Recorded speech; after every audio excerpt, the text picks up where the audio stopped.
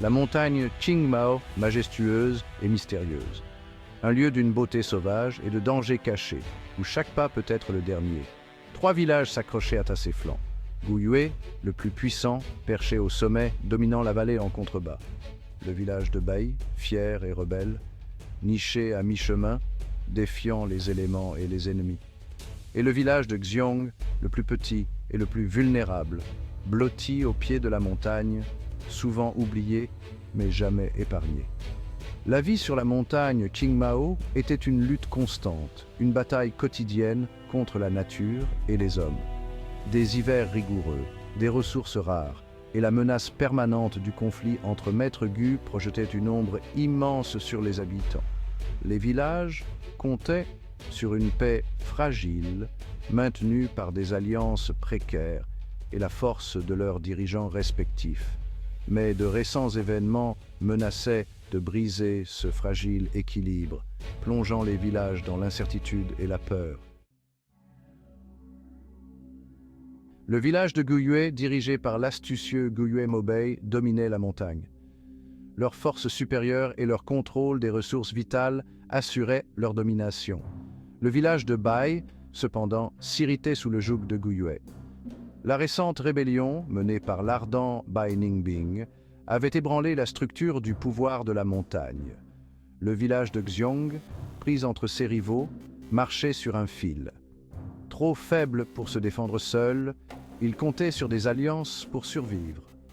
Mais la loyauté sur la montagne Qingmao était une chose versatile, changeant souvent au gré des vents de la fortune. Le destin de notre village repose sur cette mission. Nous devons sceller cette alliance pour assurer notre avenir et notre sécurité. Je suis prêt, Xiongli. Je ferai tout ce qu'il faut pour réussir cette mission. Xiongli, héritier du village de Xiong, se lança dans une mission périlleuse, conscient des risques.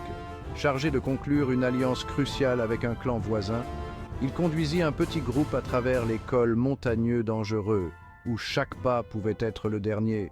Le destin du village de Xiong reposait sur ses épaules, et chaque membre du village comptait sur lui. Il portait le poids des espoirs et des craintes de son peuple, sachant que l'échec n'était pas une option.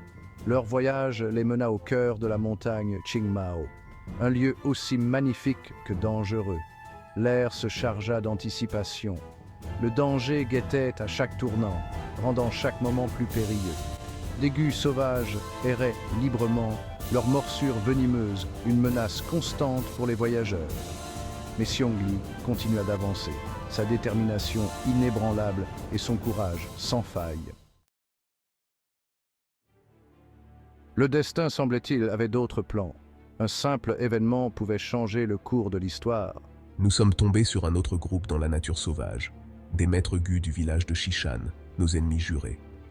La tension était palpable. Chaque regard échangé portait la promesse d'un conflit imminent. Les tensions montèrent en flèche. De vieilles rancunes ressurgirent, ravivant des querelles oubliées depuis longtemps. Une seule étincelle pouvait déclencher un brasier de conflit. Et cette étincelle n'allait pas tarder à apparaître. Les mots se transformèrent en armes. Chaque phrase était une attaque, chaque réplique une défense. L'affrontement fut rapide et brutal. Les guerriers se jetèrent dans la mêlée avec une détermination farouche. Le feu rencontra la glace dans une danse mortelle. Les éléments se déchaînèrent, créant un spectacle à couper le souffle. Xiongli, sa lance se mouvant à la vitesse de l'éclair, se battit avec la férocité d'une bête acculée. Chaque mouvement était précis, chaque coup portait la marque de son expertise. Mais l'issue de cette rencontre aurait des conséquences considérables, non seulement pour le village de Xiong, mais pour toute la montagne. Les échos de cette bataille résonneraient à travers les âges. À l'insu des factions en guerre, une ombre se déplaçait à travers les sentiers cachés de la montagne. Je poursuivais mon propre dessein, recherchant le pouvoir non pour la gloire ou l'honneur, mais pour la survie. Son chemin le mena à une grotte cachée, un lieu de secrets anciens et de savoirs oubliés. Là, il travailla sans relâche, perfectionnant ses compétences dans l'art du raffinement des gus. Mon projet actuel, le verre à liqueur aux 4 saveurs, un gu ayant le potentiel de modifier l'équilibre des pouvoirs. Chaque étape du processus était semée d'embûches, un témoignage de sa cruauté. La nouvelle de l'affrontement entre Xiong et Qishan se répandit comme une traînée de poudre dans les villages. Les alliances, déjà fragilisées, menaçaient de se rompre. Au village de Xiong, la peur et l'incertitude régnaient.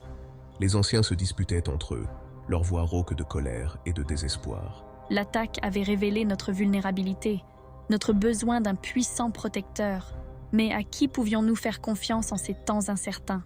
Le poids de leurs décisions pesait sur eux, un lourd fardeau à porter. Alors que le soleil disparaissait à l'horizon, projetant de longues ombres sur la montagne Qingmao, une tension palpable flottait dans l'air. Les récents événements avaient déclenché une chaîne d'événements aux conséquences imprévisibles.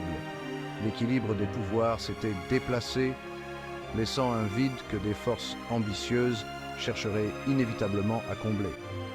Pour Zhongli, Fang Yuan et les habitants des 3 villages, un nouveau chapitre était sur le point de commencer. Un chapitre rempli de dangers, d'intrigues et de la menace constante du conflit.